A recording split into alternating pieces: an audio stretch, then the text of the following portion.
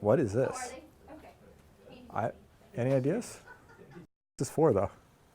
Little airplane? Yeah. You think? Ow, ow, ow, that hurts. Also, you can take 2 of them and then you can have cholo wood drumsticks, which would be very rare.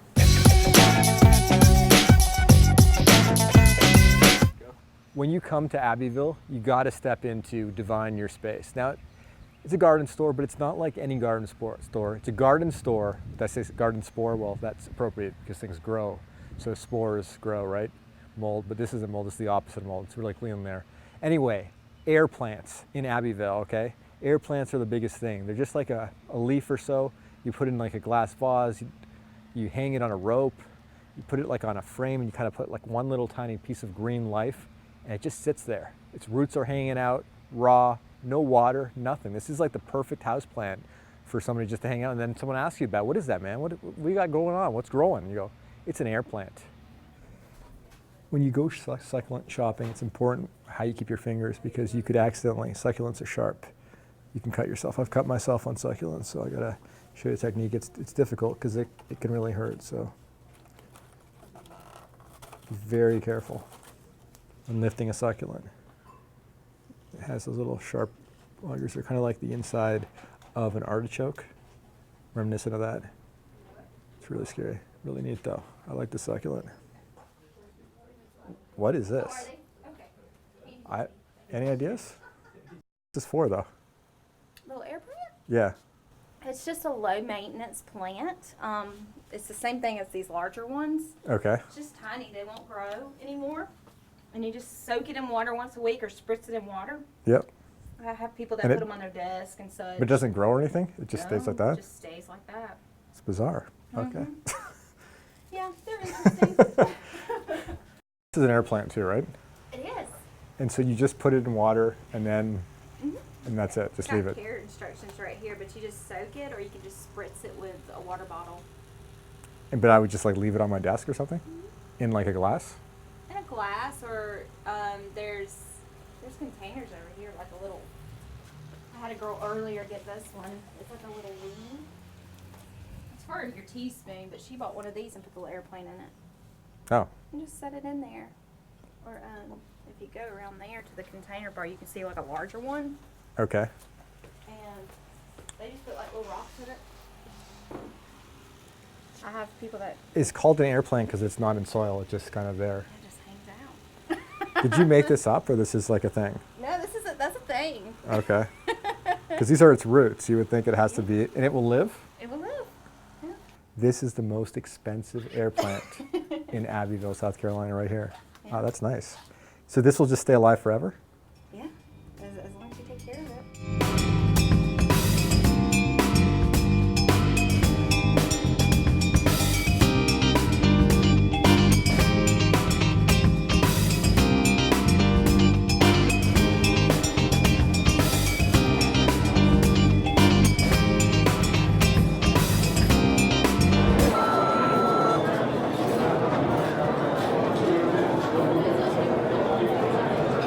Oh yeah, that's what we're here for, Big Bob. Do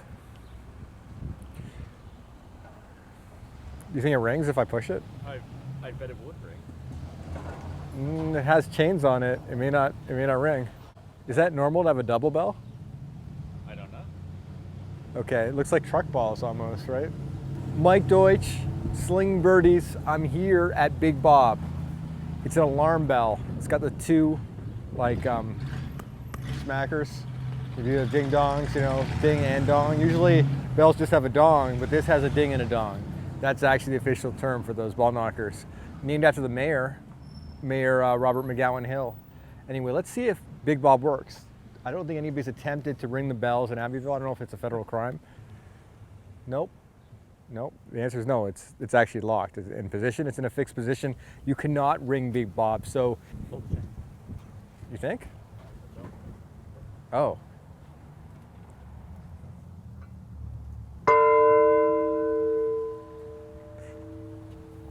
Big Bob is ringable, okay? You just gotta pull the chain.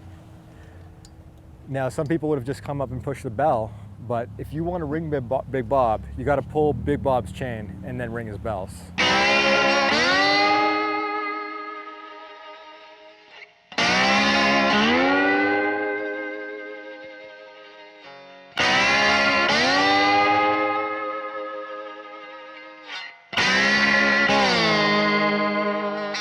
head bobbing peacocks.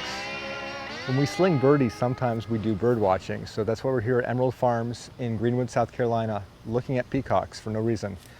Because if you look at peacocks and see their plumage, studies have shown that you will have significantly more birdies on your scorecard the next time you play golf after doing the peacock watching. You gotta be one with the birdies to be able to make birdies. It's an important step in golf, and this is why we're here.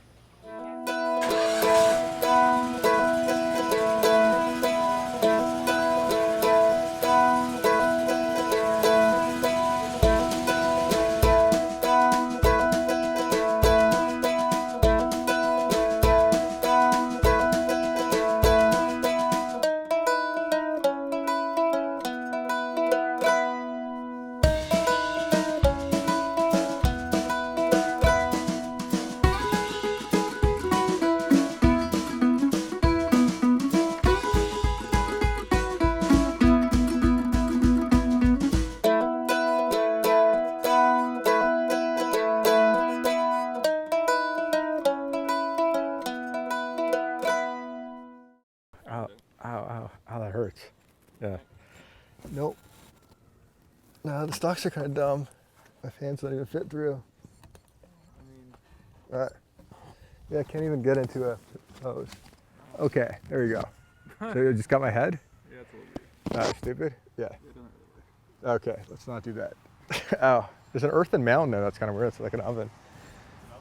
All right, so anyway, we are here at the old 96 site. This is a historical Revolutionary War site. The oldest battle of the Revolutionary War was south of New England, was fought here in 1775, one of the earliest battles, the Revolutionary War. And we're here to kind of take it all in, because the Revolutionary War was the birth of America, and we got to celebrate that. Forever ingrained in our identity as Americans is the Revolutionary War, because the Revolution started everything. The American Revolution made America what it is, got the British running, created a country. This was used as a tavern.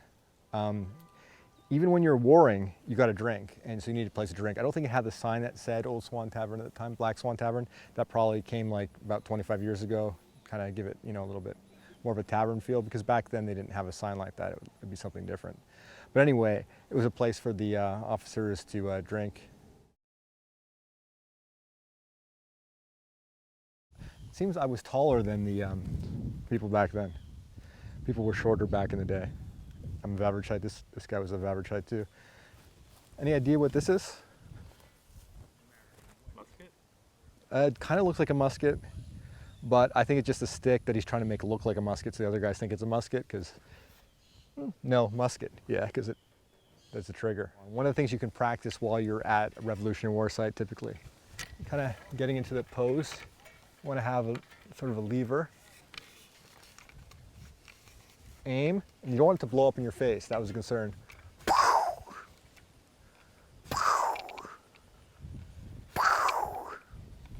Yeah, killed a few loyalists. Imagine if I was a horse, right? This is going to stop me because I'm riding up in it. That's why these kind of prevent people from getting from point A to point B. They kind of stop you. That way it takes longer to breach this area. Okay, Yeah. we're in a stockade fort, okay? Trying to hold ground in our stockade fort. Got some armaments up, gonna go up to spy through to see if the enemy's coming, duck if they're shooting at us. Good vantage point. You want to be on higher ground. If you ever saw that Star Wars where Anakin jumps and then he's sliced down by Obi-Wan Kenobi, that's because he was coming from higher ground. And he even told him, like, look, you're coming from higher ground. I'm gonna just chop your legs off, and that's what happened. So you want to be on the higher ground in the stockade, you jump up, kind of look down, you're looking down the hill, you have the advantage. Even without lightsabers, with muskets, the same principle applies.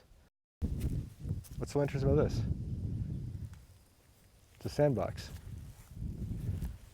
You hold something in there.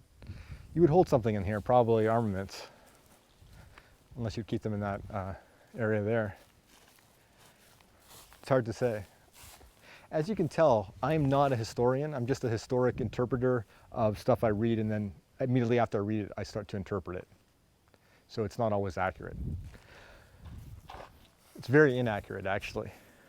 But them the breaks. If you want to watch accuracy about the Revolutionary War, you should be watching something else. not this. This is about experiencing a Revolutionary War site and just walking around it. Hey, what's this for? No idea. Not at all. Anyway, let's just walk. If you had like hours, you'd probably keep walking down that way. But it's really, really hot out, and I think we're gonna go on to our next site.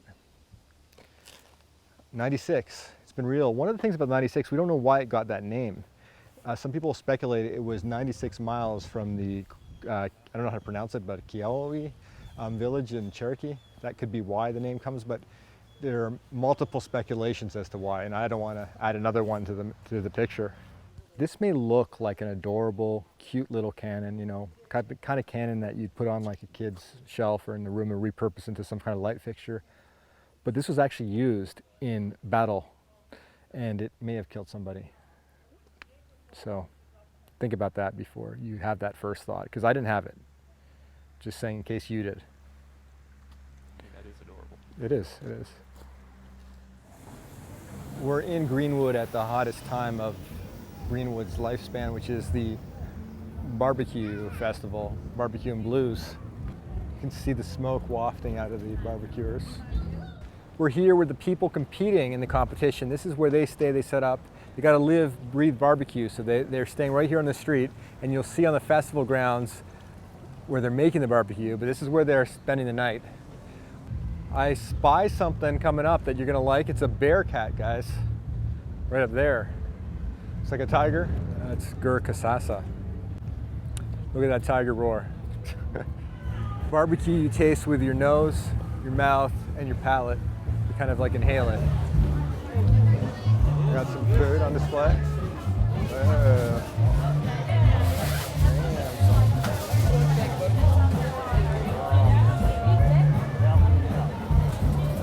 Pretty big turkey legs. There's an ice cream churn.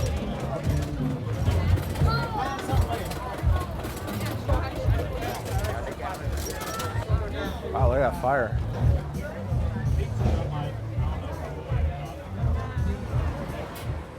See something? Oh. Ooh. It's just tons of food.